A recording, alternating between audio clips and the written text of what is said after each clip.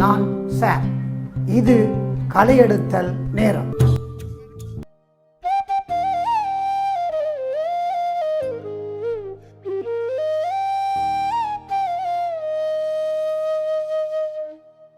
மீண்டும் ஒரு கலையெடுத்தலில் நான் உங்களை சந்திக்கின்றேன்.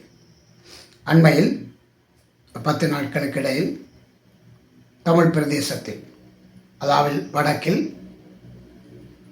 ஒரு பெண் பச்சை மட்டையால் அடித்து கொலை செய்யப்பட்டார் என்ற செய்தி பெரும்பான்மையான சமூக ஊடகங்களில் வெளிவந்திருந்தது. ஆனால் பிரதான ஊடகங்களில் பெரிதாக இது வெளிவரவில்லை. குறிப்பாக பத்திரிகைகளில், அடுத்தது தொலைக்காட்சிகளில், ரேடியோ செய்திகளில் அதிகம் வெளிவரவில்லை.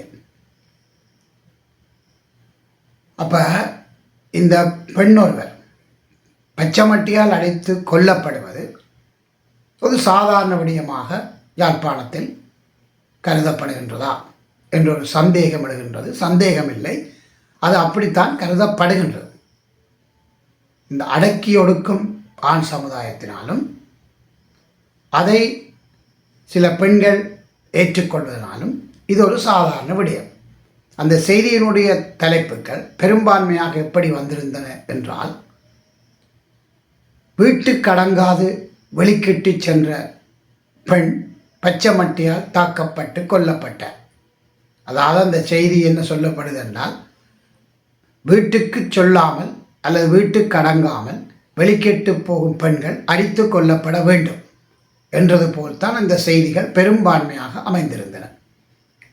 அதை சமூக ஊடகங்களில் வெளிவரும்போது கீழே இருக்கிற கொமெண்ட்ஸ்களிலும் பெரும்பான்மையான கொமெண்ட்ஸ் இவருக்கு இது வேணும் தான், ஆட்டக்காரிக்கு இது செய்யத்தான் வேணும், யாழ்ப்பாண பெண்கள் எல்லாம் இவ்வளோ கலாச்சார உடையவர்கள், அவர்கள் இவ்வாறு வெளிக்கிட்டு தெரிவது கலாச்சார சீரழிவாகும், ஆகவே இது தாக்கி கொள்ளப்படத்தான் வேண்டும் போன்ற வகையிலும் குறிப்புகள் எழுதப்பட்டிருந்தன. அப்போ இது யாழ்ப்பாண ஆணாதிக்க சமுதாயத்தில் இப்பொழுதும் இந்த செய்தி வேரூன்றித்தான், இந்த அடிமைத்தனம், அடக்கி ஒடுக்கும் தனம் வேரூன்றித்தான் போயுள்ளது. இதற்கூட பெண்கள் அமைப்புகளோ அல்லது பெண்களுக்காக கதைக்கின்றோம் என்று சொல்லுவார்களோ பெரிதாக ஏன் ஒரு வீதம் கூட அதை பற்றி எதிர்ப்பு குறைகள் எழுப்பவில்லை. அப்படி என்ன அவர்கள் கூட பெண்கள் அடிமைகளே, அவர்கள் பச்சை மட்டையால் தாக்கி கொல்லப்பட வேண்டியவர்களே என்றுதான் சொல்ல வருகிறார்களா? விடுதலை புலிகளின் ஆட்சி காலத்தில் இது நாங்கள் கேள்விப்பட்டிருக்கின்றோம். தங்களை விமர்சிப்போர் அல்லது தங்களுக்கு எதிராக கதைப்போரை கைது செய்து சென்று பச்சை மட்டையால் தாக்குவதாக பரவலாக கேள்விப்பட்டிருக்கின்றோம். அந்த பச்சை மட்டை கலாச்சாரம் தொடர்ந்தும் இப்பொழுது தமிழ் மக்களிடையே பரவி இருக்கின்றது. அதாவது அந்த பெண்ணினுடைய தாயின் தம்பியார் என்றுதான் செய்திகள் சொல்லுகின்றன. அவர்தான் எங்கே நீ போயிட்டு வந்த நீ என்று சொல்லி பச்சை மட்டையால் அடித்து உடன் அந்த பெண் இறக்கவிட்டாலும் அடுத்த நாள் அவர் இறந்துள்ளார்.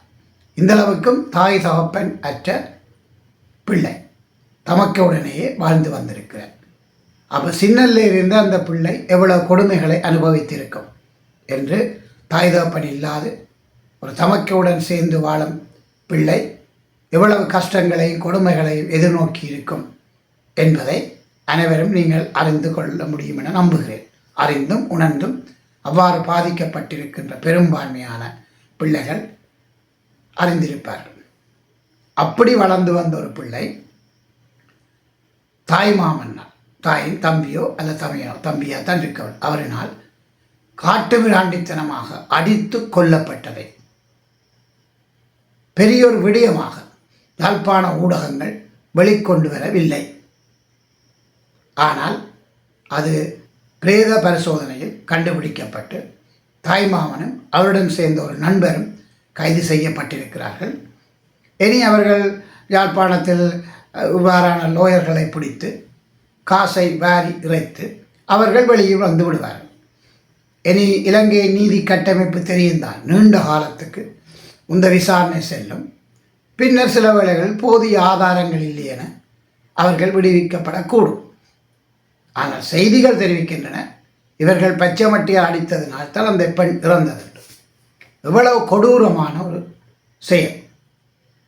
இதற்கு யாழ் மாவட்டத்தில் எந்த விதமான எதிர்ப்புகளும் காணப்படவில்லை. ஆகவே இது சரியான ஒரு விடயமாகத்தான் யாழ்ப்பாண சமுதாயம், அடக்கி ஆளும் சமுதாயம் பெண்களை அதை எடுத்துக்கொள்கிறார்கள். இது மற்ற பெண்களுக்கும் ஒரு வெறிட்டாகவும், இனிமேல் இவ்வாறாக குளப்படி வீட்டுக்கு தெரியாமல் வெளிக்கிட்டு திரிவதை தவிர்த்து கொள்ள வேண்டும் என்றும், அவ்வாறு சென்றீர்கள் என்றால் நீங்கள் இப்படி தாக்கி கொல்லப்படுவீர்கள் என்ற விடயம்தான் இங்கு அழுத்தமாக சொல்லப்படுகிறது.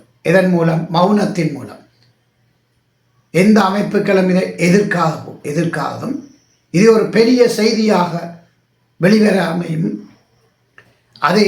இதை செய்வது சரி என்று, இவ்வாறு ஆண்கள் பெண்களை அடித்துக் கொள்வது சரி என்று சொல்ல வருகின்றார்கள்.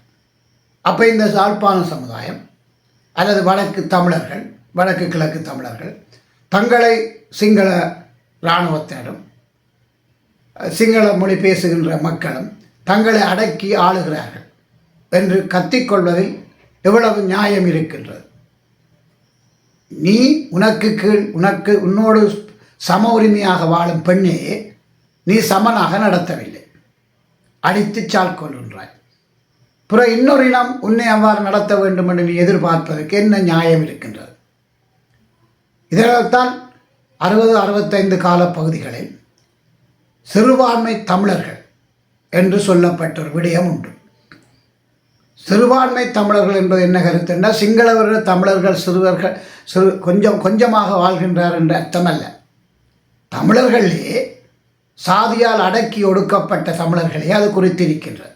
ஆகவே யோசிப்பார்கள், தமிழர்களே தாம் உயர் சாதி, எமக்கு மற்றவர்கள் எல்லாம் தாழ் சாதி என்றொரு அமைப்பை உருவாக்கி தொழில் ரீதியாக பிரித்து அடக்கி கொண்டிருக்கிறார். இப்பவும் அது மறைமுகமாக தொடர்ந்து கொண்டிருக்கின்றது. அந்த அத்திவாரத்தில் வந்த தமிழர் சமுதாயம் இந்த பெண்களை அடித்து சாக்கொள்வது ஒரு பெரும் புதுமை அல்ல. 60-70 இடையில் சாதி கட்டமைப்பில் அதிக தீவிரமாக அமைந்திருந்த காலகட்டத்தில் சாதி குறைந்த என்று சொல்லப்படுகின்ற ஒரு பெண் பாடசாலைக்கு பிளவுஸ் மேற்சட்டை அணிந்து படிக்கப் போனது என்ற காரணத்தினால், கொக்கச் சத்தகத்தினால், தலையில் முன்னுக்கு ஒரு வளையம் போட்டிருப்பார், கத்திகள், அதனால் அந்த பிள்ளையினுடைய பிளவுஸ் கிழிக்கப்பட்டது எல்லாருக்கும் தெரிந்த ஒரு உண்மை, கீழ்த்தரமான சம்பவம் ஆகும். ஆகவே அதேபோல்தான் இந்த பச்சைமட்டையால் இந்த பெண்ணை அடித்து சாக்கொண்டது மன்னிக்க முடியாத குற்றமாகும். இதை கட்டாயம் மிக உணர்ச்சிபூர்வமாகவும் எழுச்சியாகவும் வெளிக்கொண்டு வர வேண்டியது பத்திரிகைகளினுடைய தர்மமாகும். ஆனால் 10 நாட்களுக்கு மேல் போய்விட்டது, இனி அதை வெளிக்கொண்டு வர மாட்டார்கள். இருந்தாலும் எம்போன்ற சில யூடியூப்புகள் கொஞ்சமேனும் அதை வெளிக்கொண்டு வர வேண்டும். அந்த வகையிலேயே நான் இதை வெளிக்கொண்டு வந்திருக்கின்றேன். ஆகவே இந்த தமிழ் மக்களுக்கும் நான் கேட்டுக்கொள்வது, இவ்வாறு அடிமைத்தனமான வாழ்க்கையை வாழுவதற்கு பெண்களை உட்படுத்தாதீர்கள். இது ஒரு காட்டு மிராண்டித்தனமான செயற்பாடு. இது எத்தனை முறை நான் சொல்லிவிட்டேன், ஆனால் அதை கேட்பது மிக குறைவு. என்னுடைய யூடியூப்பை பார்ப்பதே மிக குறைவு. இவர் என்ன சும்மா அவ்வாறான விடயங்களை களை எடுத்தல் என்ற பேரில் சொல்லிக் கொண்டிருக்கின்றார். இதில் என்ன ரசனை இருக்கின்றது?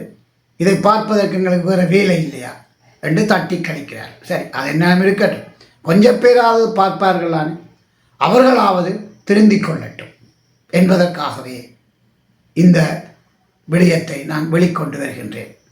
மீண்டும் ஒரு கலையெடுத்தலில் நான் உங்களை சந்திப்பேன்.